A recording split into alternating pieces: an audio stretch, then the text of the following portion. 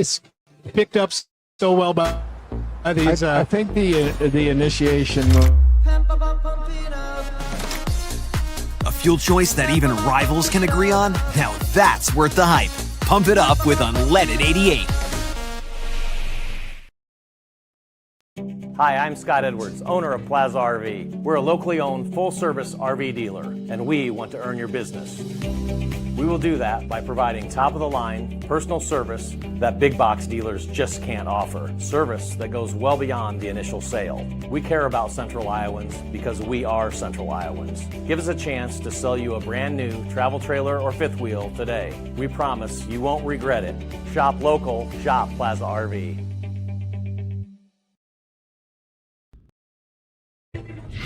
Murph and Andy, proudly presented by Ramsey Subaru, live and on demand across Iowa everywhere from the Channel Seed Studios. This is Murph and Andy. Murph and Andy, connected by cellular advantage. Welcome live from Earlham. It's RVTV. It's the Murph and Andy show.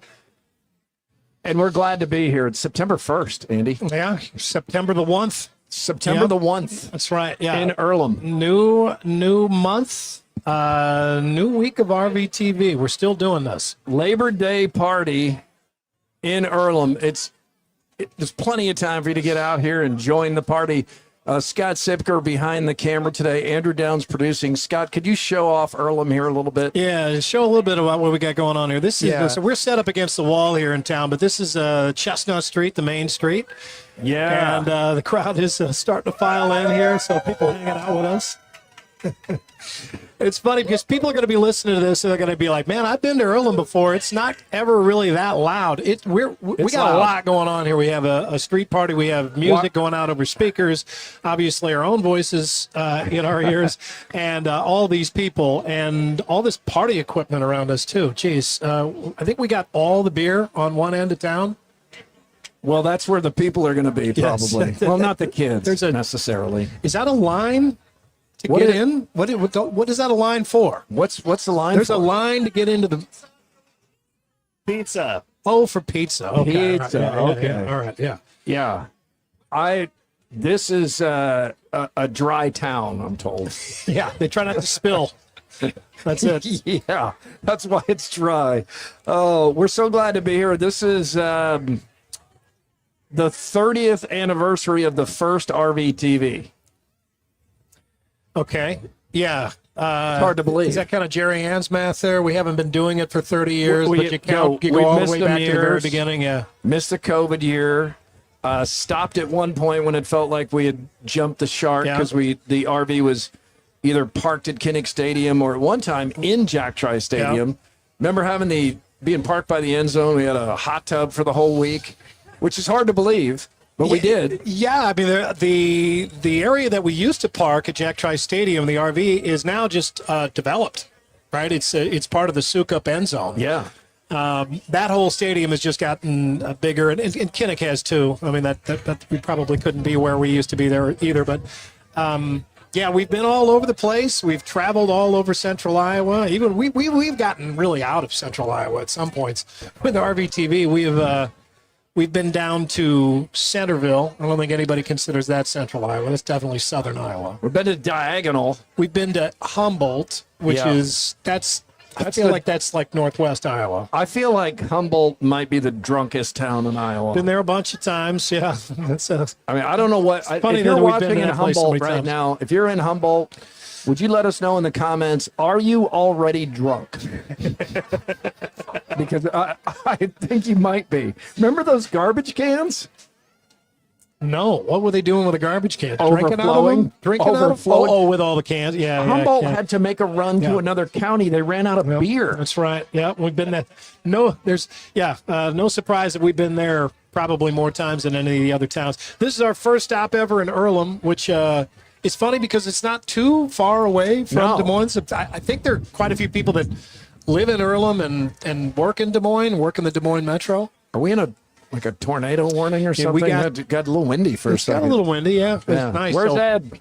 Yeah, he's talking to somebody, I'm sure. I am really impressed with Earlham. They are organized. The people have been so welcoming. We came in on like a tractor parade. That was cool. I got to ride in a fire truck. I was on a golf cart. Why'd you get the fire truck?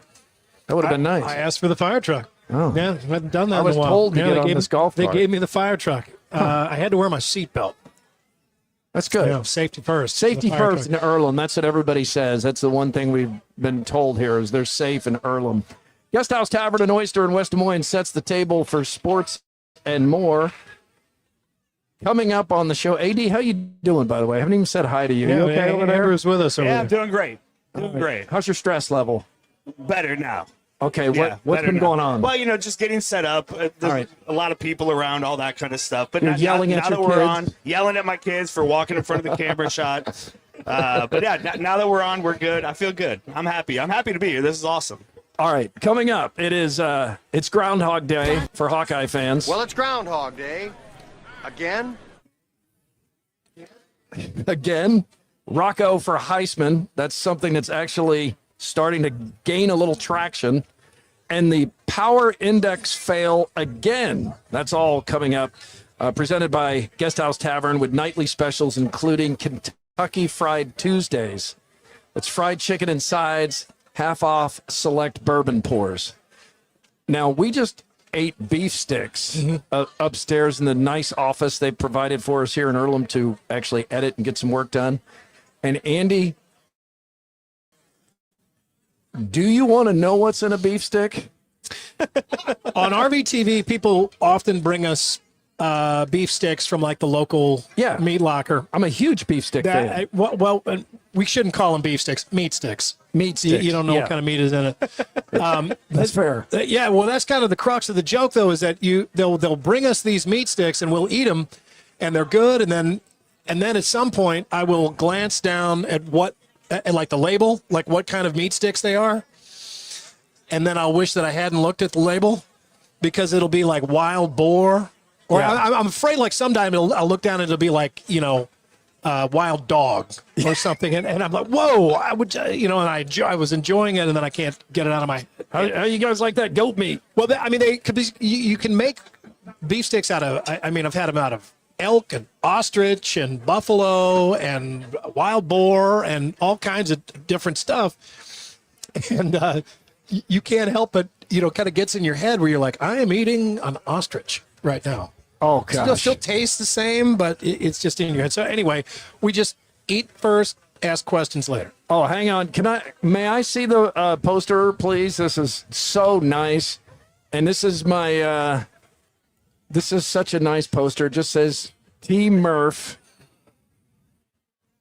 Oh, look at that. Isn't that nice? That was like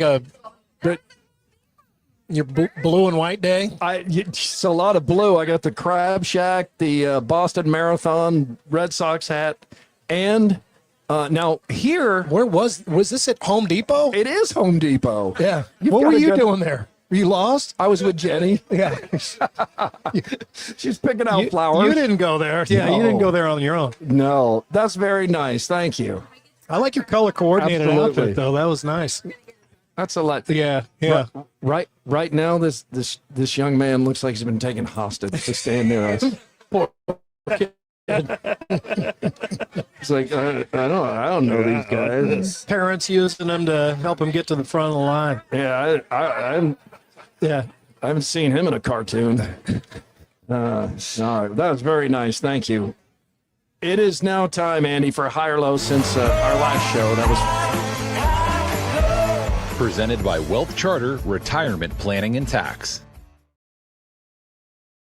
Tim Hawkins is doing his own RVTV right now, the owner of the Wealth Charter Retirement Planning and Tax. Yes, he sent me a picture. This is him right now. He's got his own RV. He is doing the $1 Million Highway out in southwestern Colorado. Andrew, you know where that is? Kind of down by Yeah. areas that you like to go Yeah, ski absolutely. and camp down Beautiful area. toward Telluride. So he's on his own little RVTV awesome. jaunt right now, but he's listening to the show, and he can still, I'm sure he's still taking business calls. You can find those guys and get your information at wealthcharterretirement.com. I'm going here. One of my favorite things, I feel like I say something different every year, so it makes it sound like I have like 10 different favorite things on RVTV. But truly, one of my favorite things on RVTV is going to towns where I have been before, telling stories and getting to reconnect with a place that I did a story on years before. Doing a checkup. Yeah, doing a checkup, doing an update, and the last time I was in Earlham was in 2011, and the Hankies had just opened this place called Rescued Junk, and they were kind of on the forefront of the reclaimed barnwood and barn tools kind of fad that really swept America. They were kind of out ahead of that and really made this awesome business. They both have kind of different skills. Casey knows how to fix stuff up. He's very handy. And JoJo has a real good eye for design. And then they would take this old stuff and then they would make it into new stuff. And it was a really kind of an interesting business. And getting to reconnect with them, I'm going to get a little update with them tonight. Put that on the 6 and 10 o'clock news. I could see them out in the audience here, so it's good to see them again and get to check out their shops. They've actually got 2 shops here now on Main Street in Earlham. Last time we were here, they just had the one. Now they've expanded. I know they've expanded. I'm just excited to hear about all the new things that they have done since Brandon McCauley and I were down doing that story. You see some of that story right now. Andrew's playing it right here behind us. Yeah, I like that. Yeah, that story played really, really well, and I was delighted to find that it's still on YouTube. So we'll get an update in the newscasts later today. We're live at 4, 5, 6, and 10 on the WHO 13 news. Don't expect much of a crowd at 10. Shouldn't be one, right? It's a school night. It's not a school night. They're off school tomorrow. Here they are? Oh, my gosh. The kids are out of school. Look at the happy parents out there. Oh, wow. This place is going to give Humboldt a run for its money. A little more fun for the parents when the kids don't have to get up early the next morning. Oh, all right. Yeah. Monday, we should have planned this differently. This could be Hey, we're here. Could be tough. It's not too late. I'm also going high. Just so great to have college football back. Went tailgating at Jenny's alma mater, which is Iowa State. We were up there for the first game. Who's this dude? That's Chris Shipley. Yeah, Oh, Chris hey, Shipley. okay, Yeah, you there probably he don't is. recognize him because I think he's lost like 80 pounds or something. He Right? doesn't look good. He looks lean. He also he drives the ambulance up there, and it like dropped its transmission on his way home from the game. Is that a real ambulance or like a cyclone ambulance? A Cyclone ambulance. It was owned by Starcevich, had it before him, and he got it from Starcevich, and then it dropped the transmission on the way home. So it may not make it Do this they do weekend. like vodka IVs and stuff inside that ambulance? Is that what they do? Yes. Yeah, so it's not a real ambulance. if you have a real health crisis, don't go to that ambulance. No. It They was will make you a real worse. ambulance at one time. I get that. Okay. But, there's something about the Iowa State parking lot is there's a bunch of vehicles that no longer perform their intended function. Correct. School buses, fire trucks, ambuli. All now bars. And now they're just delivery devices for booze. Mobile bars. They're all now mobile bars. All right, so just had a really good time. It's so good to have college football back. The weather was great. Everybody was in a good mood. It was sold out. I mean, I did look around at one point and think to myself, I wonder if the relatively new Cyclone fans can appreciate the change in this place in 20 years. I mean, it's dramatic what has happened. I don't see on how. game day. Yeah, I don't see how they could. Not that they have to appreciate it. Yeah. Those kids. I think it makes you feel better. It makes you feel great if you're an Iowa State fan, to have somebody show you pictures of what it used to be like. I mean, tailgating there, the tailgating crowd, that's always been good at Iowa State. I mean, they've always done that well. It's been something that the fans could control. Yep. They always went all out. They were always very resilient, always really into drinking, and just the social aspect of it all. That was the strength of it for a long time. I mean, they would go into the stadium, and then much of the time they would leave not feeling so great. But they they took what they could control and they made the very most of it. And they just have so much space around that stadium that it's been easy to continue to develop and expand all the different options at the stadium there. So when, they look back and say, what did it look like 20 years ago? I imagine, though, when they see a picture of it, it's kind of shocking. It's always shocking to me to see the aerial photos now, where I'm like, oh my God, that must have been back when it was built, in 75 or 74 or something like that. But they're like, no, that's 2002. When it was just those stands on each side. Just the stands, and there's really nothing. There's all this parking everywhere. But, with that has come some sacrifice. It's now, getting in and out of there it takes a whole lot more time. Moving through the crowd takes a lot more time. It's a lot more expensive. This year, I believe this is the first year that the RV lot is sold out, which, in my opinion, that is the best sports venue feature in the state. And that was a Jamie Pollard idea that has since been copied by a couple of other schools. It's a great idea. Yeah, and you have the space for it. Most of the other schools don't. I could do that. They don't have the space for that. He had the space for that, and then it kind of it was a hit right away, but it wasn't sold out right away. It kind of slowly built, but people would see that and be like, "Oh my God, this is amazing!" You have this whole space across the street from the stadium. It's laid out really well. There's electric for everybody. There's plenty of bathrooms. There's the long bridge that just connects you right across to the stadium. And I would imagine, we'll probably have to ask Scott Edwards this, but I would imagine that that's kind of sold some RVs too, right? People are just like, look, I'm not an RV guy, but I want a part of this. And so they've bought RVs and joined in. Because so many people make it their entire weekend now. Yeah. And we were in the RV lot Saturday, and it is a lot of fun. And then everybody takes that, walks that bridge. We couldn't believe there are thousands of people walking across that bridge when the game approached. And you couldn't really do the lot without that bridge. So it's, anytime, that's been kind of the impressive thing that Jamie Pollard has done, is that he had to kind of methodically and logically lay out the different improvements. Mm-hmm. You couldn't make the RV lot before you built the bridge. Right. You had to build the bridge first, and before they built the bridge, I imagine there's a few other things they had to get done before they could start the bridge. So it had to kind of be like A, B, C, D. It had to kind of just move along step by step. But now it all works. It does work, and we owe a thank you to Iowa State, to the administration up there. They are sold out in the RV lot, but they have made an extra space for our RV Friday night. So we have an RV space. Yeah. That is great. Yeah. I want to wait till really now to tell you, because I know it's a long week. You need to be fed little good news nuggets, like a little bit each day. So I knew we had a space, but I didn't want to assume that it was an RV space. I thought maybe it was a parking space. Well, we've had those too. Right. Yeah. Which, RV space. That's good news too, but RV space is good news. Let's get the buzz here on Murph and Andy. Brought to you by Logier Heating and Cooling. AD, how you doing? Doing great. Yeah. All right. He looks good now. Andy, I think we're okay.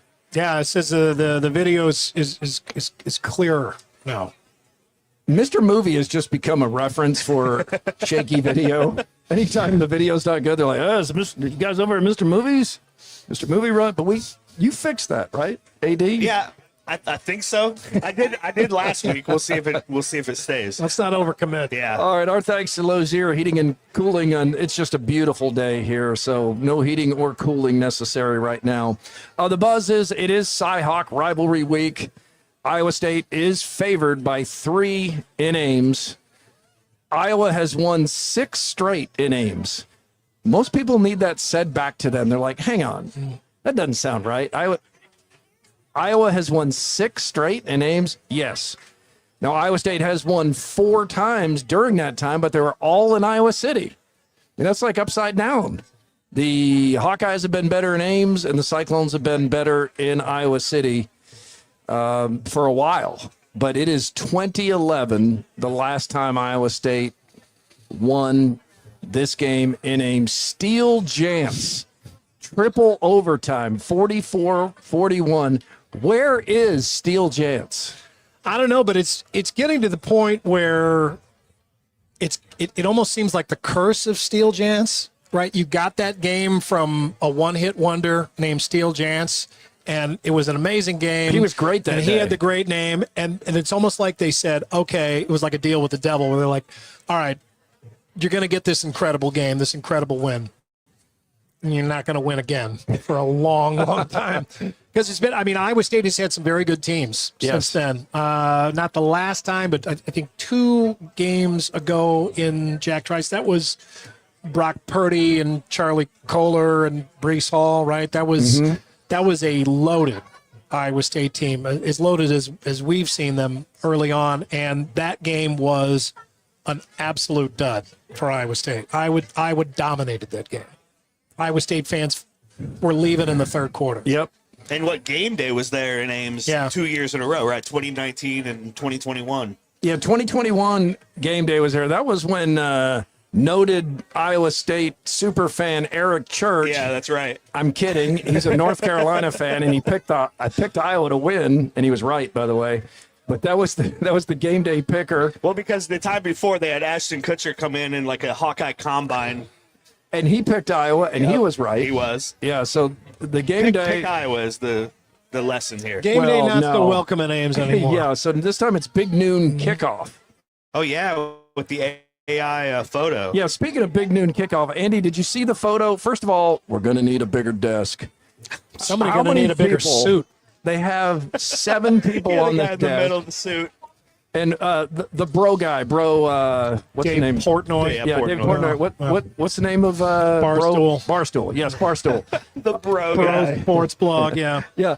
So the Barstool guy, to his credit, he calls out Fox on this photo and says, I never posed for this picture. I never took that picture.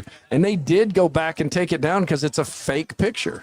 It's an AI generated picture. Yeah, as you zoom in, it becomes clearer and clearer. It's AI. Who's the guy in the middle with the painted on jacket? It's about to burst out of it. Oh, my God. I don't know. He definitely played football. What's he going scuba diving in that thing? Is that a wetsuit? Man, that thing's tight. Yeah, that thing is tight. Anyway, big noon kickoff. Maybe that'll be a good change. All right, so we're going to go to the Nostalgia THC Seltzer presents the Rewind here. Andy, new sponsor? New sponsor? Yep. Nostalgia THC Seltzer. It is, they've got throwback flavors. 6 throwback flavors, stuff like grape soda, an orange creamsicle, cotton candy, tropical punch, my favorite type of Kool-Aid back when I was a kid. These all sound like This isn't a grown-up version of all that kind of stuff. Yeah, nostalgia is with us. We're happy to have stuff. it. It is. Good stuff. It has a little bit of sugar in it. It's got a little. Which you need. Yeah, you need that. You want it to taste really good, and it really does. I mean, you taste the grape soda one, tastes like grape soda.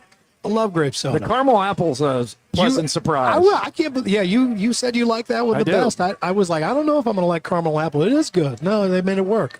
Iowa State, South Dakota on the Nostalgia Rewind here. Video from WHO 13's David Warrington. David is here on his first RV TV. His eyes are like this wide, right? He doesn't know what he's in for. Oh, man. Yeah, this has got to be crazy. What are we doing to him tonight? Shaving his eyebrows off? Maybe. I think we've already done that, though. We got to find a new bit. We've already shaved one somebody's eyebrows off? Yeah. We've had some tough initiations. Let's get to the game. In the water. Iowa State, South Dakota. Already had one. I put, after this game, I remarked that Iowa State beat a good FCS team in South Dakota. Already had one a Hawkeye fan just push back hard on that. How do you know they're any good, Murph?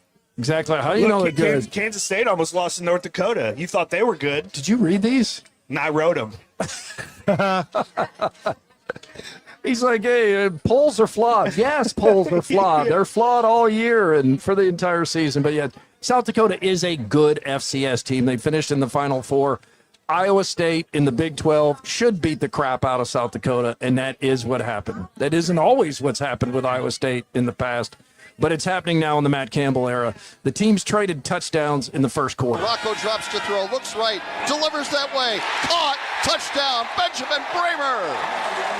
Rex snapped to Sama this time, left side run, inside the 15, the 10, the 5, touchdown! Abu Sama, 16 yards. That is voice of the Cyclones, John Walters, courtesy of Learfield. That made it 14-7, which at this point it feels like, oh, this could be a game. Something could happen here. I mean, you were looking for, you were just looking for the offense to look sharp, right? No, you had a. I feel like Cyclone fans, I mean, while they certainly expected a comfortable win out of this game, they had a relatively reasonable bar to clear. They set it out from the sense, well, look, we want Rocco Becht to look sharper early on in the game than he did against Kansas State. He completed his first 14 passes. Yeah, once you saw him start getting rolling, then the bar goes up, right? Then the fans said, okay, no, let's kick this team's ass. All right. I mean, they started wanting more from the game, but impressively, they got more as they moved on. Rocco Becht had more yards passing on his first attempt than Mark Gronowski had in the game. God damn it. It's everybody's favorite strength. Everybody's favorite stats. There are kids here, AD. Kids. This is Earlham. There's no swearing in Earlham. My kids are here. Yeah, I know. I know a bunch of these kids. They hear a lot worse than that at home. The second quarter was all Cyclones, capped off by a history-making kick from Kyle Conradi. Here we go, Conradi, the long field goal try, end over end. It's good! Kyle Conradi hit a school record 63-yard field goal. That is really impressive. Andy, for most of my life, 63 yards meant Tom Dempsey. And if anybody did eventually approach it, it was in thin air, or it was in a dome stadium, or it was on AstroTurf. Conradi kicked that outdoors on grass, and it had a good 5 more yards on it. Yeah, I feel like in the world of kicking, 63 yards is still kind of the mark of greatness. It may not be the record. There have been, I think, at least 20 field goals of 63 yards or more in college football. So it's not what it used to be. You know, it really never was at the college level. It was broken in the 70s in college football. But for the NFL, I mean, that stood for 28 years until Jason Earlham of the Broncos tied it in 1998 at Mile High Stadium in Denver in the thin air. And then really, even now, Justin Tucker's record, which was set indoors recently, is only 66 yards. So that's still an incredible field goal. 63 yards is still, I think in the kicking world, that is still the benchmark for you have mastered this skill. Yeah. We're going to see a 70-yarder in the NFL at the end of a half or the end of a game where they don't worry about the field position, because we saw one in preseason. That Jaguars kicker kicked a 70-yard field goal. They have the leg to do that now, but it is still, it's an opportunity to look back at Tom Dempsey and what he did. I mean, he was a guy that you look at the pictures of him and you're like, this guy played football, right? I mean, he's real pudgy. And the guy is genuinely disabled. I mean, he's missing one hand. He was born without a hand and one arm. And he has got half of a foot. His right foot is half of a foot. So he's kicking the ball with half a foot. No toes. He can't do soccer styles. It's just the old straight-on kick. And he hit at sea level down in Tulane Stadium where the turf is all chewed up. He had a 63-yard field goal. So it's an amazing story. It's fun to be able to go back and hear that again. And then in terms of the Cyclones, I think it goes to another level in that you couldn't how long did we go where you couldn't take any Cyclone kick for granted, not even an extra point? I mean, how many times would you see a spectacular catch by Alan Lazard or somebody in the end zone for the Cyclones, and then they miss the extra point, right? And you're just like, oh, my God. they would miss, would-be game-winning field goals, crucial field goals in games against Iowa, top opponents. And it was just every time a Cyclone kicker stepped up to do his job, you didn't know what to expect, and you covered your eyes. The only Cyclone kick you could count on was the one to the nuts. Yeah, right. I mean, it was just how many kicks to the Cyclone nuts involved a short field goal by a kicker. I mean, how many the term yelked it. Yeah, he yelked it. Yeah, it's like it's off Tony Yelk's miss in the bowl game. And it's become a verb.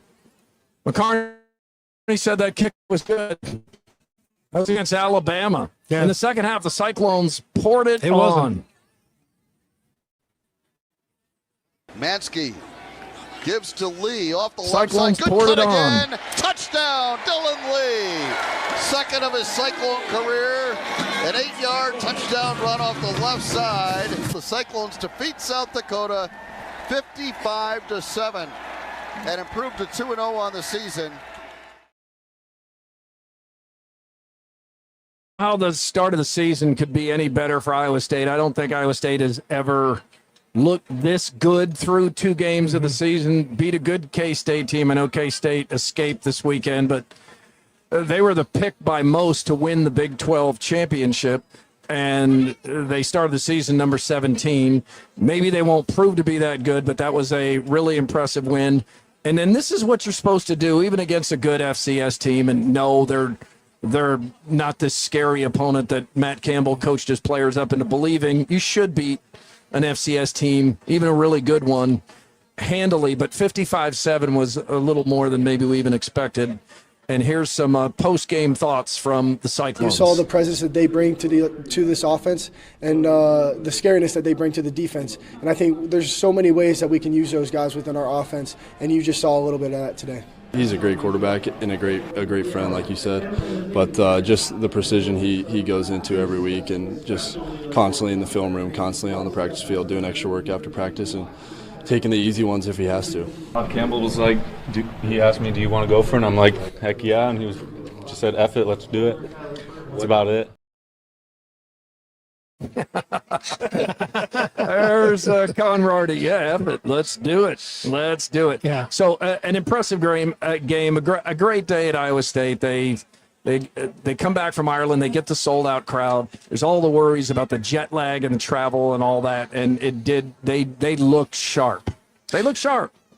Yeah, I 2 things. I mean, how many times have you seen Iowa State in a situation like this against a team like that they're supposed to beat up on, and then they don't, right? Yep. And then it's a nail biter, or sometimes they even lose. We've seen that too. So Cyclone fans have not been able to take that for granted, and that felt good for them for once to do not only what they were supposed to do, but and then some, right? I mean, they did better in that game than anybody thought that they were going to do.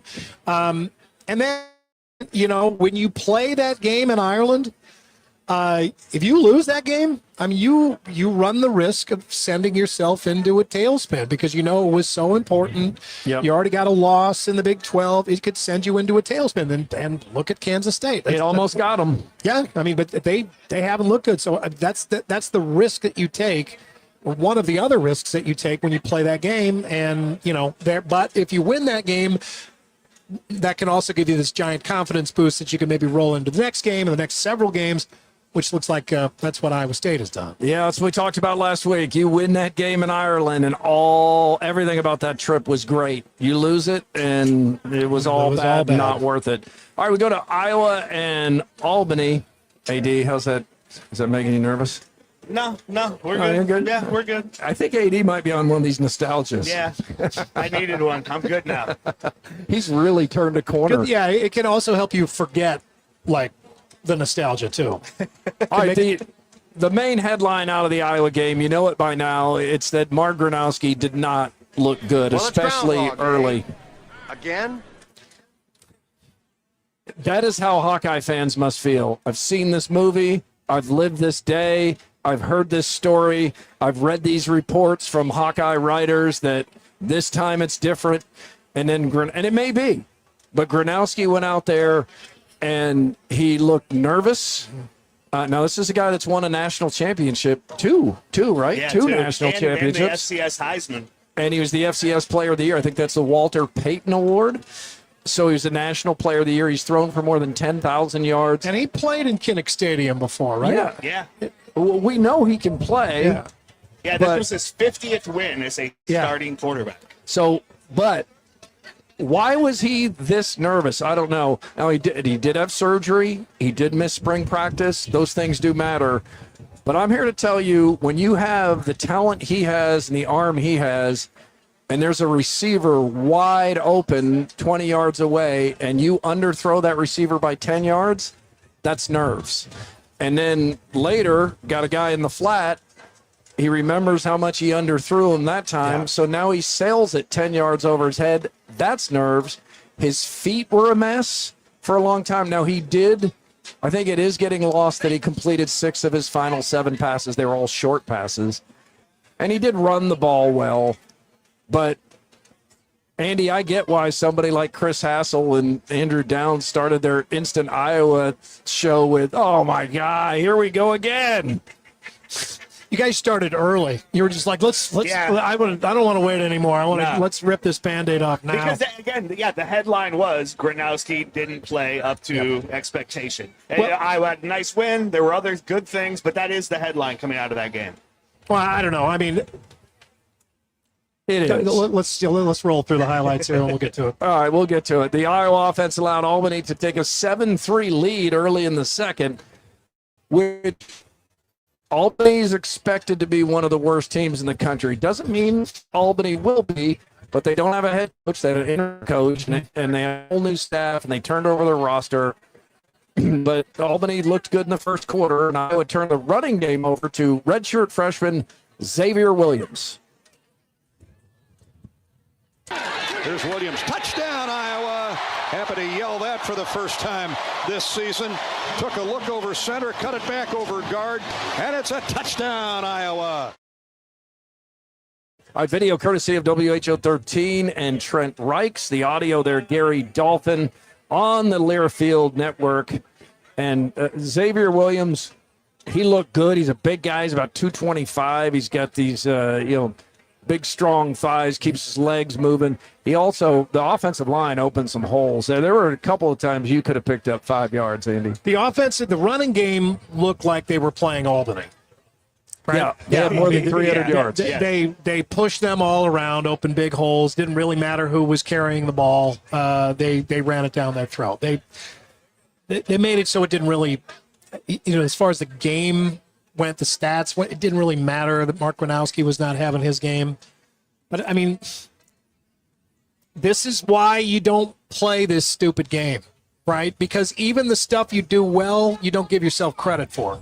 Yeah, but maybe it's why you do play this stupid game, so that your quarterback is so nervous he screws up against a team as bad as Albany. Yeah, he can't do this against Iowa State. He can't come out with nerves like that and survive. But maybe in a game like that where, he's got to perform. He kind of knew he had some wiggle room. I think he did. Yeah. This is your warm-up game. This is your ramp-up game. I'm sure Kirk Ferris didn't put it that way, but, I mean, nobody looks at Albany. First of all, what the hell is the name of that school anyway? Yeah, you Albany. Is it Albany? That's what their jerseys look like. It's University at Albany State University, New York. That's what it is. University at Albany, SUNY. It's like pick one. That's too much. Yeah, that's too much. That's why their jerseys it didn't look like Albany. It was UAlbany. And you could tell the broadcast team was told this team is referred to as UAlbany. Yeah, right. Which reeks of some dumb focus group that got together. We need to rebrand ourselves so we sound smarter. UAlbany. But yeah, UAlbany. But it's not University of Albany. University at Albany, State University, New York. And so sometimes they call it UAlbany. Some people still call it Albany State. Some people, I guess, insist on doing the entire 7-word title. I mean, it was a mess. You can call this football team 0-1 because Gronowski settled in a bit, scored a couple of touchdowns. All right, Hawks are going for it on 4th down. Gronowski to throw. Fires. Caught. Touchdown. Touchdown, Iowa. Caden Weegan. Here's Gronowski. 2 running backs. Fakes the draw handoff. It's going to be Gronowski. Touchdown. Touchdown, Iowa. On a quarterback keeper by Mark Gronowski. He did look better, but that first quarter was so alarming to fans that it was hard for them to notice that they did settle down a little bit. And then Kirk Ferentz, after the first quarter, clearly decided, hey, we're going to run the ball.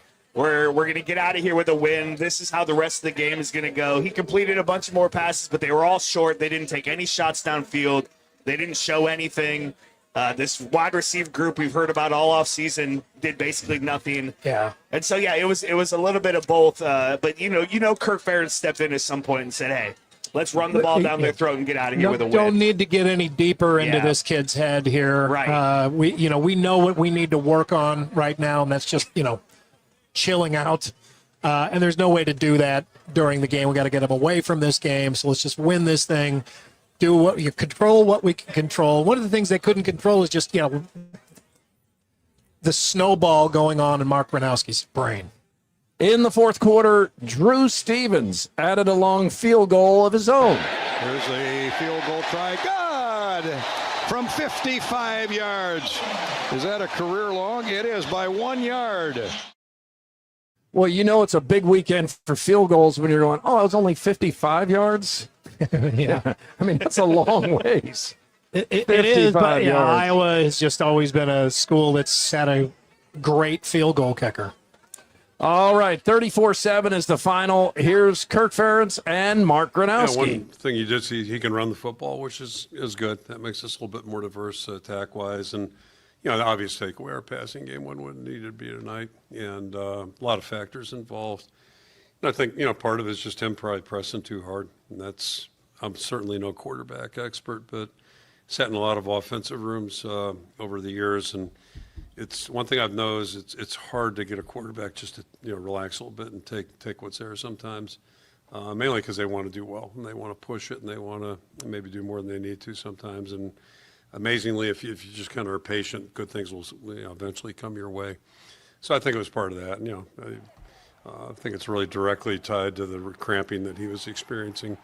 You're trying so hard, you're wound up, you got your motor running pretty high level, and he's an unbelievably conscientious guy. So this will be good for him. It's a long journey. It's the first game in Kinnick as an Iowa Hawkeye. So I was a little too excited at the beginning of the game. I got to get settled in a little bit more.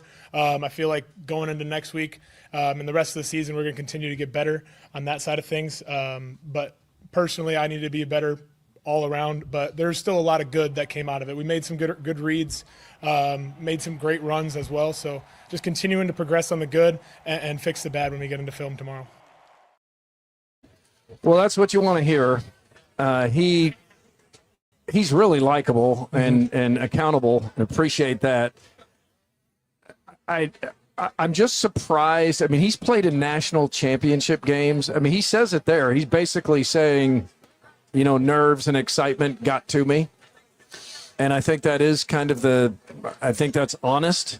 But I'm surprised as a graduate senior who's won, how many games, AD? 60? 50 games. 50. He's won 50 games as a starting quarterback. I just did not expect nerves to hit him the way it did because he lost his fundamentals. His feet were all over the place.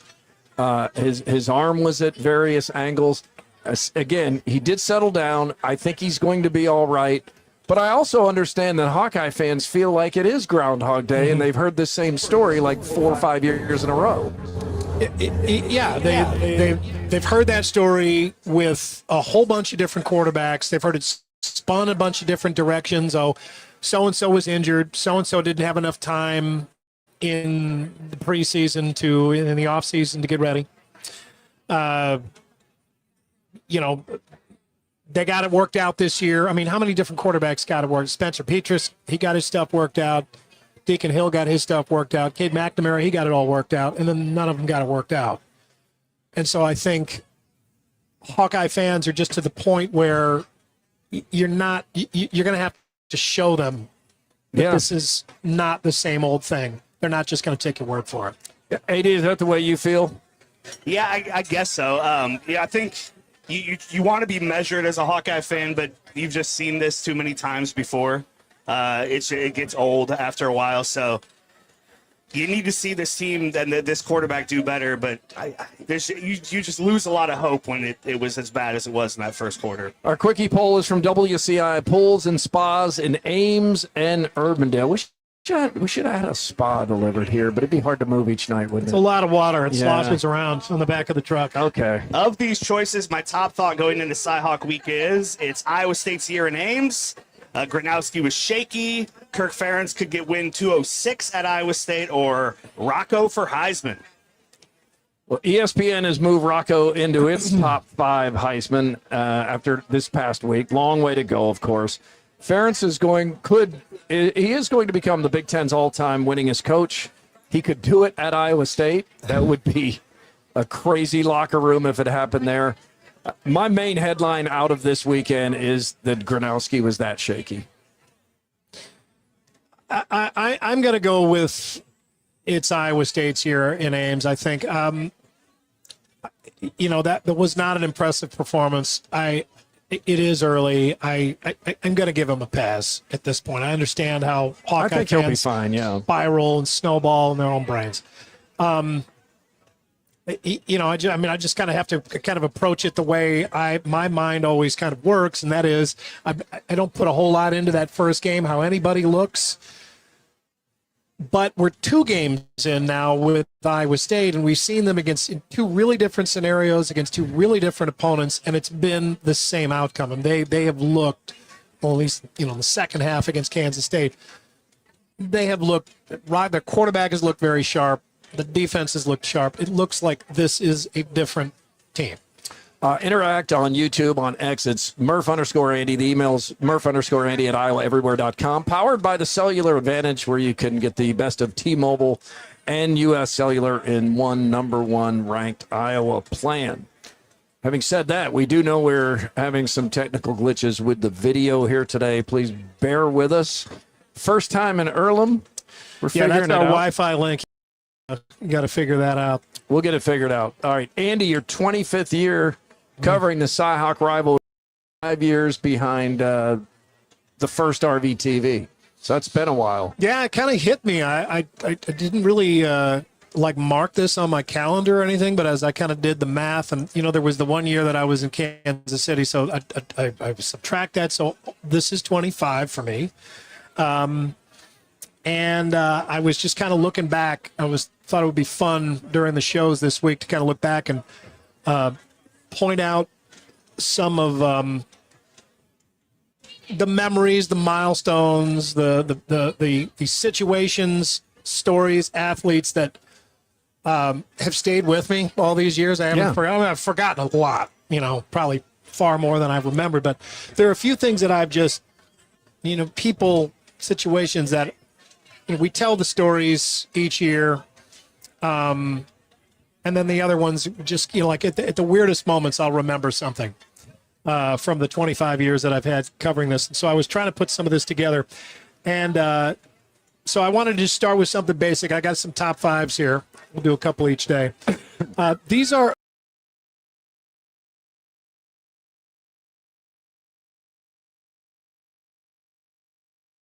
with you. Okay. And I need to point out that I did not actually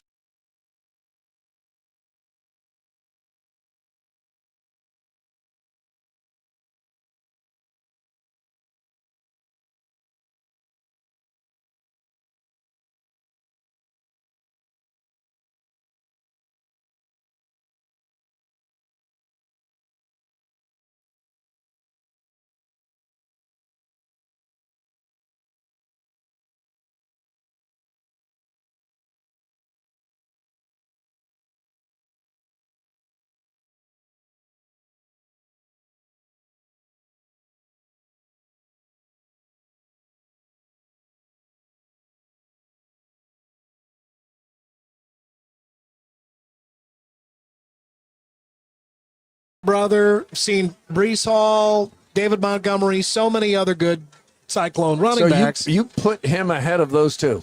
I put him ahead of those two. Yeah, Wow, I put him ahead of Sean Green. I didn't really cover, kind of did. He would be right there, but Darren is underrated and overlooked. He had I think he has the CyHawk rushing game record. I think he rushed for 230 yards or something. The way he ran like his brother. I mean, he had all kinds of moves. He was really fun. Those weren't great teams that he was a part of. They weren't even good teams that he was a part of. But he was an excellent player. I mean, you put Darren Davis on some of these teams, Matt Campbell teams, and he would be a superstar. Plus, he has that incredible quote in one of those all-star games where they said, well, Darren, you come out with a win. Playing with all these high school friends in front of a home crowd, you must be tickled to death. I'm very ticklish. Yeah, I am very ticklish. Number 4 is Torrey Taylor. No, you don't expect to see a punter in a list like this. But all you have to do is look back on the last CyHawk game at Jack Trice Stadium for why I picked him. He won that. He was the MVP of that game. He is the Associated Press's 100 years of college football first team punter. Just on his own, he was this incredible weapon. He was. But paired with the Hawkeye defense and then Iowa special teams, Cooper DeJean, it was unfair at times that Iowa they'd get 7 points and then they would stop the offense deep in their own zone, force them to punt, get the ball back. Maybe they score, maybe they wouldn't. Torrey Taylor would punt it, pin him in deep again. Defense holds him there, and then it was like the opposing offense never even saw the 50-yard line. The weapon that he was at Iowa was it was something truly special, really effective, and it's the only time I've seen that. Number 3 is Marcus Fizer. He's the most dominant basketball player I've covered. I thought he was going to have a better professional career, but at the college level, his junior season, my goodness, that's hurt his legacy a lot. It just does. I know it's not really fair, but it just does. How they do at the next level, it can help it or it can hurt it. He was the most dominant player in the country, certainly for the second half of that junior year of his. I think who won? Martin won the. Kenyon Martin won the National Player of the Year that year, but Marcus Fizer absolutely could have won that year. That was incredible. Number 2 is Bob Sanders. He's the best Hawkeye football player I've seen. He was when Bob Sanders was on the field, you didn't notice his height, his size. You didn't really notice anything about him until he was near the ball. He either put a bell-ringing hit on somebody that they're probably still feeling. Yes. Or he would grab a guy and throw him down like he was tackling kids. He was Kirk Ferentz's choice for if you could add one player from the history of Iowa football to this year's roster, who would it be? Kirk Ferentz picked Bob Sanders. He was so much better than everybody else he was playing against. My most indelible, from the safety position, he stood out. My most indelible impression of him was I can remember at halftime a Penn State team leaving the field and looking like they wanted to get on the bus and go back to Pennsylvania because they did not want to be hit by Bob Sanders anymore. He probably couldn't play like that anymore. There's probably been enough rule tweaks for this in the sake of safety that it maybe has taken some of the edge off a player like Bob Sanders, but he'd probably just adjust and still be dominant. But he was a guy that had a football mind ahead of everybody else's, as well as a guy that just had all the physical tools. Number 1 is Cale Sanderson, much in the same mold as Bob Sanders. He was just at another level than everybody else that he went up against. It wasn't fair. He would toy with guys in the ring. He would just work on one skill during a match because he could end it whenever he wanted. I mean, most of the time. Like went up a weight class so that he could drink Mountain Dew and eat junk food more, and then was just as dominant in that weight class as he was he 186 and he went up to 190, some whatever, 90, 195. He was incredible. He was. It was such a foregone conclusion every time he went out on the mat. It was like you didn't even really need to bother to watch the match. Yeah, and Spencer Lee and Dan Gable both taught us that you can lose at any time when it's most unexpected, but Cael Sanderson never did. Yeah. Never lost. The best college wrestler ever, and then went on to win a gold medal, and then went on to become the best wrestling coach in America. I mean, just everything about it. Cael Sanderson was incredible. Okay. One more list here. This is a list of the most screwed up things I have ever covered. Like the things that made you feel like, what the hell is going on? During CyHawk week? No, not during CyHawk week. Anytime? Just anytime. Okay. Just like stuff that you're like, where am I? Nuts. Okay. Number one is the Larry Eustace meltdown. I think that's 2003. I got that right? 2003? Yes. That sounds right. No, so that's number five, or that's number one? That's number 5. Okay, you said 1. I'm sorry. The 5. first one, 5. I'm going 5, 4, 3, 2, Gotcha. 1. Okay. That, and you know how screwed up that was. I do. So I'm telling you, I've seen some stuff here. That's only number 5 on my list. Remember that, the way that just, like, Iowa State, it came out, the Register had these pictures, it kind of let them know. And now it's almost like those pictures, it's like it doesn't even seem like that big a deal anymore. And I think maybe Iowa State thought at first that it wasn't going to be that big a deal. And so they just sat on it. Yeah. And that was Bruce Vandevelde, who was an overmatched athletic director. Good with accounting, not good with decisions on how to handle a crisis. Didn't know what to do. They just sat on it. Tom Witowski of the Register, I think Register said, we're going to bring these pictures out because this is a story. And Iowa State just crickets, didn't say anything. So finally they come out. When was this, in April? It happens to be in April, so there's nothing else going on in America at the time. And this becomes a national story. I can remember Todd Bailey at WHO 13. He's out in the front yard of these stations reporting, and there's like 100 fans there with posters, and Eustace orders pizza for all of them. We were camped out in Ames like for a month, it seemed like, as we were waiting outside his house, outside the athletic offices at Iowa State, outside the players' dorms. And then I finally interviewed Larry and his wife from their living room. It was our entire A block of our newscast. Remember that? Like the first 8 minutes of the news? But crazy to think that happened. Number 4 is the 9/11 fallout in 2001. Didn't, really affect us directly here in central Iowa, but then again, it totally did. It affected everything, changed everything. There are many things that still are not the way that they used to be because of 9/11. The way that we covered that, and we just didn't have any commercials for like a month. Remember that? Yeah, I do. And it happened during CyHawk week. Right. So delayed CyHawk week. I went up to cover we were in RVTV, went over to cover the game with Todd Bailey, whose wife was in Manhattan as the towers are coming down. So he's nervous. She's with the Yonkers group there. And Iowa State still, no one realized yet. I think I realized pretty quickly they're not playing football this weekend. But for a while, was it the Big 12 at the time or the Big 8? I think it's still Big 12 at that time. Yeah, Big 12. Yeah, Big 12. They said, no, we're playing football, and they eventually changed their mind. And then CyHawk game is Thanksgiving week. Yeah. We froze in that RV because the heating didn't work well. We didn't have the Plaza RV yet. It was crazy. Yeah, no doubt about it. So, yeah, these kind of in the middle here are probably interchangeable.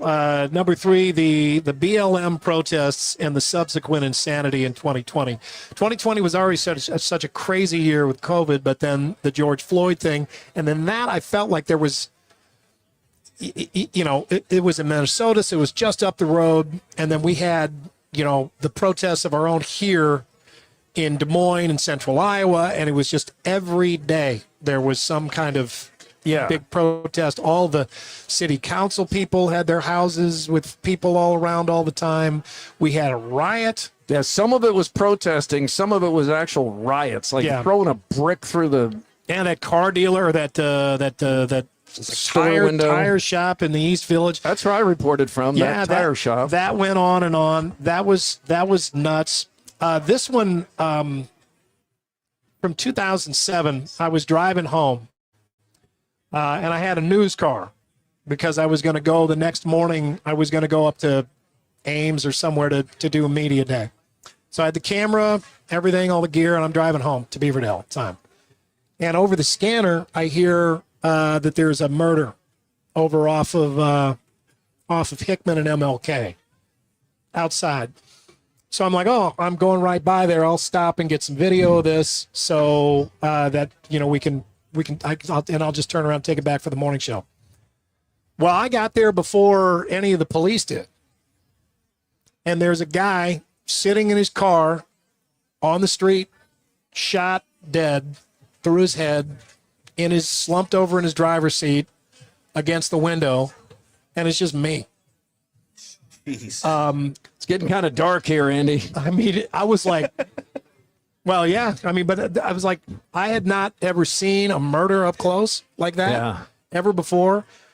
And I'm like, should I take video of this? I mean, it's too much. We wouldn't show that we're going to have to blur it. But like, I just felt bad for even being there. I know. That's how I ended up in Iowa, murders. Yeah, I mean, the guy was like assassinated right there. So, I mean, I took video of it, and then the police showed up, and they didn't really stop me or anything. I just... Like, what are you going to do, kill him? I just got video of the whole thing, and got video, turned around, went back to the station, and I'm playing this, and I'm like, oh, my God. This is just that up close. Saw the whole thing. And then number one, I still can't believe this happened, but the derecho also of 2020 somehow, one more thing that year. Or too much that year. That was absolutely the craziest thing. It was pitch black at 10 a.m.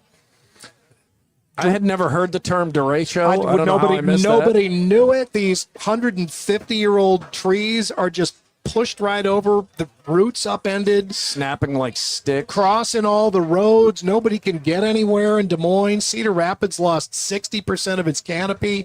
It was a storm that like started on the Nebraska border and went to the Pennsylvania border. It just kept going that day, and there are still scars from that all over the place. That was absolutely nuts. All right, got a little dark for a while, but we're out the other side. By the way, AD, how are you? I'm hanging in there. I'm doing all right. Just talk to us about your stress level. It seems to be up and down. You have your whole family with you. That brings you down some. You have adorable kids. Yeah, that helps. Loving wife. Yeah. Hi, Judy. Brings you down means brings you up. The camera by died. brings you up, by brings your stress level down. It brings my stress level down. But your happiness level up. The camera died, and that worried me, but I got that figured out. But what happened there? I guess I had it plugged into the wrong port on my computer, so it wasn't charging while it was on. Oh, then it died, so I had to switch ports. It's always something, isn't it? Yeah, it is. But yeah, no, we're doing okay. Okay, so being out here on the road, there are a lot of people out here. So this is cool. We're going to be live on WHO 13 at 4, 5, and 6, and also 10. So join us if you want to see the whole setup. I think we're going to have will we have the drone here today? I think so. I think it's already been here. Yeah, it was flying out overhead when we were parading into town. All right, we'll hit these topics quickly here, but college football players, it's just I can't believe this. I was talking to Brad Zelenovich at Southeast Bulk about this. They no longer wear pants. They're wearing shorts in games. Yeah, look at some of these examples. Look, the guy from Pitt. Look at it, like it's not even near his knee. Not only does it not cover his knee, like it's look at mid thigh. This guy from Washington out there on the offensive line. On the offensive line, it's no longer just receivers and D-backs who are like, look at this. This guy may not even have his pads in. Now in the NFL, they don't care if you put your pads in. That's part of the negotiation. So you'll see punters and kickers without any pads in their pants. The worst I've seen is last year in the national championship game. Judkins? Quinshaw and Judkins. I mean, those are like short shorts. That's like a European bathing suit. Those are biking shorts. Yeah. Yeah, look at that. That's like Lycra. Yeah, but I mean, so what? Right? I mean, they haven't worn the knee pads in years. Now the knee pads like a Band-Aid across the bottom of the pants. So they're not wearing them anyway. So why even have the pants come down that low? Why free up your legs a little bit more and and just wear the shorts. They're wearing the thigh pads, but those don't do a whole lot, right? Maybe help you stay out of a thigh bruise here and there. Bruise, right. Ohio State beat number 1 Texas. Arch Manning's Heisman Trophy campaign lasted 1 game. He was the favorite. Now he's not. So let's check in, if we can, on the ESPN College Football Power Index. Because, Andy... the one that refused to flip-flop Iowa State. Well, we have some progress there on that. So the ESPN Football Power Index, the computer, it does carry some weight. Now, Ohio State beat Texas, so Ohio State is naturally number 1 or 2 now, certainly ahead of Texas in the Power Index, right? Nope, that's wrong. Texas remains number 1. Lost the game, but the computer says Texas is still the best team in the country and would win a game against anybody on a neutral field, even though they just lost to Ohio State. This has gone from a respectable ranking system to just a punchline, a weekly it is. Piece of fodder. It is. So Ohio State, also this does point to the ESPN bias and desire to have top-heavy SEC. So much of this computer goes by strength of schedule. Well, your strength of schedule is better.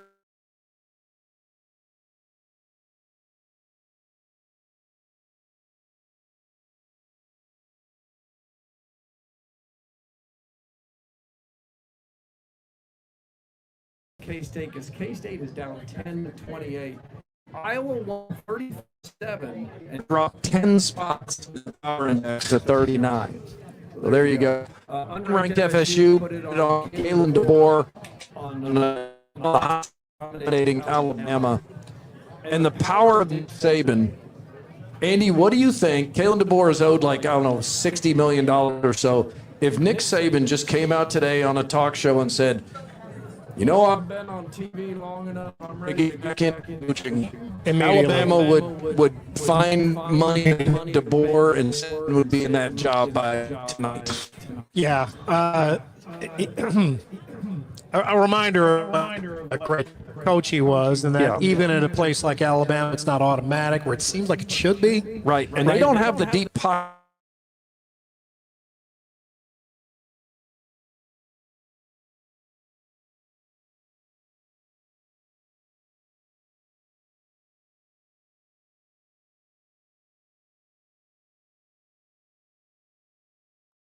Phil Knight. They don't have a Phil Knight or a T. Boone Pickens or Iowa State's Fales. Iowa State's got a billionaire.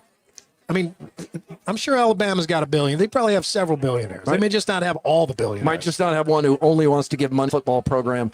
Brian Kelly had lost 3 straight season openers at LSU, but LSU won at Clemson. That was impressive. Miami beat Notre Dame last night. That wasn't Jenny, was it? I don't think she's short. She's not that short. Miami beat Notre Dame last night. Carson Beck looked sharp in his new place. Lee Corso had a wonderful goodbye, and it was time, and he was treated very well on the way out. Yeah. He went 6-0 with his final picks, including he was the only to pick FSU over Alabama. May convince him to stay on a little bit longer. Yeah, clearly he's a guy that is just really well liked by the people that are around him. Yep. Colorado has a toilet on the sidelines. Good for Deion Sanders, and there is a message here. He wants to make continence more acceptable. He had bladder incontinence. Mm-hmm. Yeah, continence is what you're after. Mm-hmm. He had bladder cancer. He had his bladder removed. So he needs that sideline toilet, and they have a sponsor for it. Depends. They do. Oh, so he wears a diaper and has a toilet? What's the point? Isn't that a little overkill? It's like suspenders and a belt. Yeah, that's what it is. Like wearing shoes and then boots over them.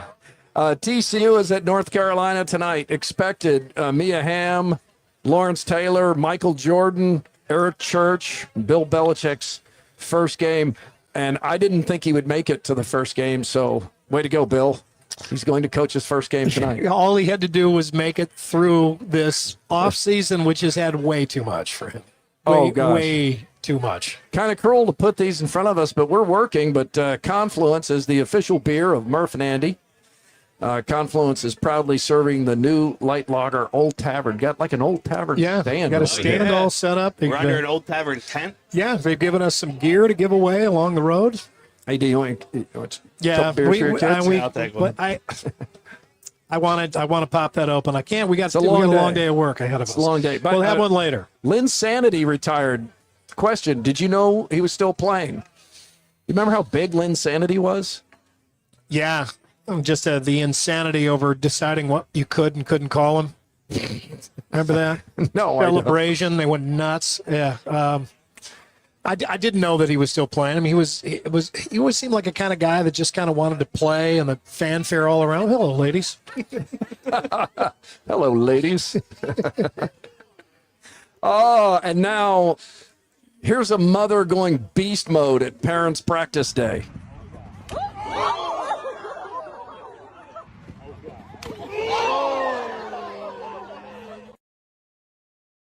Yeah, she took her kid down. Clothesline the kid. You attack. That was a good one, wasn't it, Charlie? Yeah. Charlie's like, oh, man. Let's put her hook out there. All right, let's get some more from Earlham. But wait, there's more from Either Or Eatery and Patio. Either Or Eatery and Patio celebrates its second anniversary in business with a week-long event next week. We're talking about the weekend after CyHawk weekend. They're going to have special food and cocktails, a prize wheel at the host stand, and out on the patio. There's going to be face painting on Friday, carnival games on Saturday, and then Dan the Balloon Man. Dan the Balloon on Man. Sunday. Nice. That's make your plans ahead of time. The Powerball is still alive, up to $1.1 billion. I'm thinking about getting in. This is getting to be where I feel like it would impact my I feel life. like it's worth it. I think Yeah. the cash payout is like $490 million. Yeah. That'll still work. That's another drawing coming up tonight. I read this script last night on the news. I just want to run this by you. See, you guys know what the Renaissance Fair is? Oh, yeah. The one at Sleepy Hollow? We go there. Is that a pretty good one? It is. Yeah, The here. Renaissance Fair? If this is working, I'll put up. This is the Downs family at the Ren Fair a couple years ago. Oh, my goodness. Is that Okay. a big nerd fest? Oh, absolutely. Yeah? Yeah, Yeah. definitely. Do you consider yourself a nerd? No. Okay. Does any nerd know he's a nerd? No. Scott might. Which is nerdier? The Renaissance Festival, the Renaissance Fair, or Comic-Con?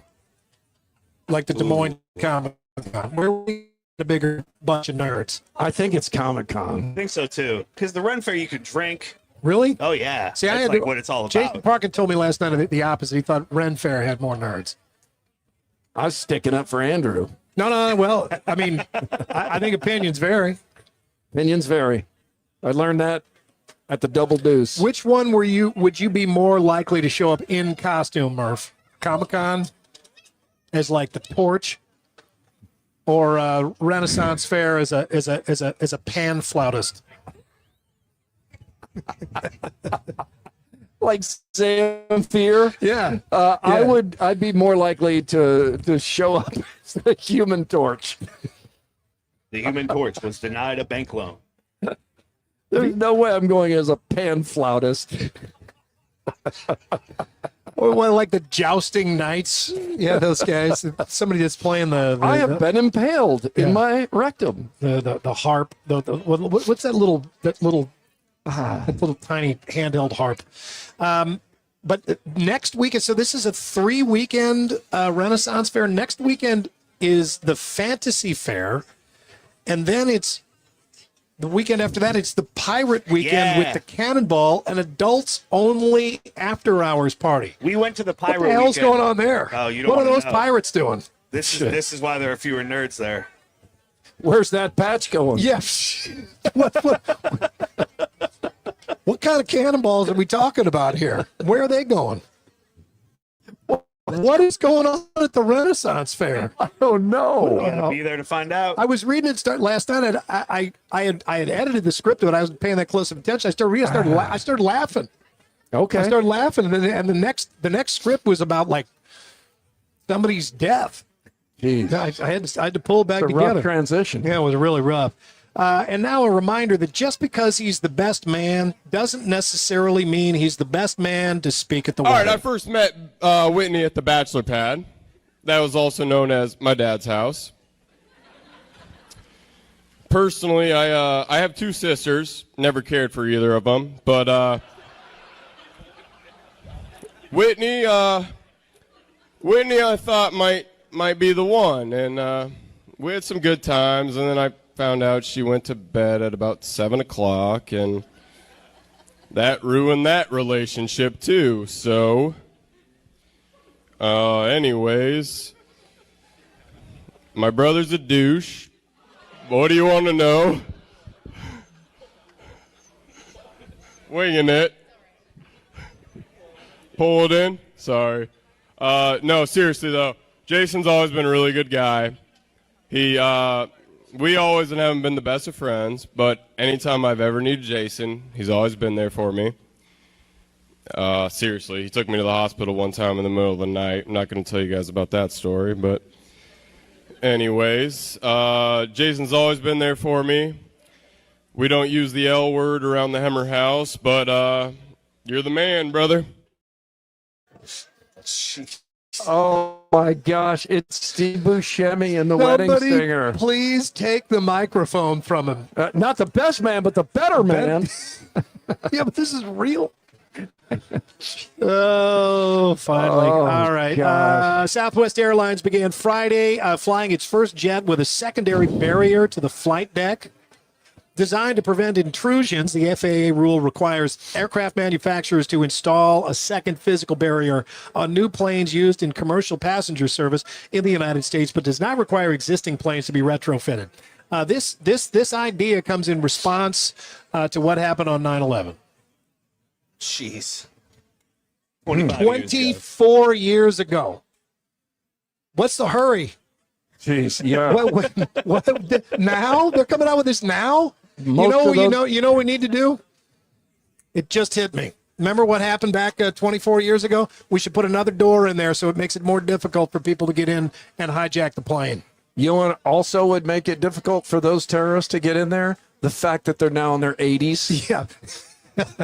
I think they've made new ones since then. Oh, yeah, they've made new ones. That's a good point. You know, we need 2 doors on the plane. I'll get right on that. Yeah. Contact me in a quarter of a century. Screen door not working. I'm going to workshop it. That's your more, everybody. Time for Throwdown. Throwdowns. It's Throwdowns. Backed by Heartland Tire and Auto. All right, let's throw it down. Powered by Heartland Tire and Auto, an authorized dealer of both Bridgestone and Firestone tires. Murph, if Iowa State wins the Big 12, they'll be in the playoff, but it's obviously better if they play in a multi-bid league. The Big 12 had a bit of a rough weekend. Should Iowa State worry about the national perception of the Big 12? No, these things change week to week. It's a long season. Control what you can control, which is Iowa State's schedule. Keep winning. Go to the championship game. Try to win that. If you win it, you're in the playoff. Beyond that, it's out of your control. I think it's wasted energy. Yeah, this is a worry for the rich for a have. Later in the season after you've already got great season in hand. At this point, I mean, you have much bigger priorities. All right, Andy, last year, 3 NFC North teams won at least 11 games. The Lions hope to stay on top. The Packers look dangerous. The Vikings are breaking in a new quarterback, and the Bears a new coach. Which team do you expect to win the NFC North? I expect the Lions to win the North. I think they have a great coach. They're still a great lineup. The Packers are going to get better. The Bears are going to get better. I don't know what to expect from the Vikings at this point. I think it'll be between the Lions and the Packers, but the Lions are the best roster. I'm picking the Lions too, but here come the Packers. The Packers are definitely a threat. So sorry, AD. I can't believe the Packers added Micah Parsons. Jesus, that trade was ridiculous. Murph, when I first started in radio, I had to do live traffic reports, and that really just meant reading text off a screen. And one day there was an issue at the Earlham exit. And people gave me crap for this for a little while. Yeah. What's a time you mispronounced something on air? Oh, there have been more than a few. I'm trying to think of something I butchered badly. I don't think I've ever said Earlham. I've never said Earlham. I don't think I said Nevada. I don't think I said Sigourney. Nobody ever had a bulging dick in their neck. Somebody probably did, but I didn't mention it. I'll be here all week. Yeah. I'll have to think about that one. Think about that. Yeah, I mean, all the Iowa town names that you haven't done before. Maybe they're just out of, like, what is it? Monticello? Is that it's supposed to be Monticello, but it's Monticello here. I definitely thought it was Madrid and Lamoni, and I've said Buena Vista because that's. Well, I still say Buena Vista. I'm not.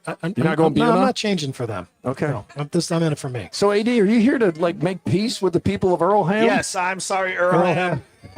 I'm sorry.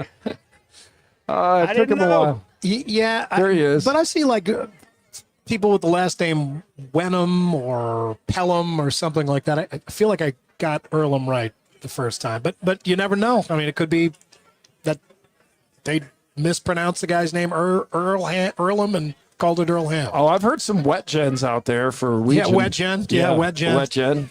Yeah, they had a family meeting at some point. Oh yeah, Got together, we're not going to be wet change gens. the pronunciation That here. T is silent. Weegan.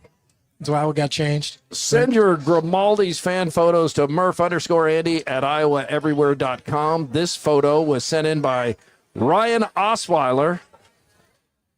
It's not of Ryan. No, it's a Nebraska fan during the game. His shirt says, "We almost always almost win Nebraska football," which is pretty true. Yeah, that's a really good shirt. That's a good shirt. They did actually win, but they almost lost to Cincinnati the other night. We almost always almost win. That's one of those shirts, though. Ray Gunn had shirts like this where sometimes you'd wonder why somebody was staring at you as you walked, and then it would occur to you, oh, they're reading that small they're looking at paragraph. my shirt. Yeah, you think they're giving you the stink eye or something, and they saw your shirt. I don't know. I mean, that's what you have to do, is lean into something like that, own it. Grimaldi's Cole Brookhaven Pizzeria, West Des Moines, District at Prairie Trail in Ankeny, and time for the Andrew Downs audio drop of the day. It's the AD Square. Yeah, Game Day Men's Health. I go to the one in Ankeny. You can go to West Des Moines, North Liberty, wherever you are. There's a game day near you. It'll help you get through shows like this. Great. Football coaches are a different breed. I always love when we get to football season and you kind of see the way some of these guys talk. Sometimes it's straight up weird. Here's Portland State head coach Bruce Barnum talking about BYU quarterback Bear Bachmeier after their game this week. Well, I watched him during pregame, because I was hoping his height wasn't right or his weight wasn't right. And then I looked at his ass and his legs. He looks like he got that damn centaur. And then he's throwing the ball well. Durable, fast, smart. I liked his release. He's taller than I thought he was. He's a good football player.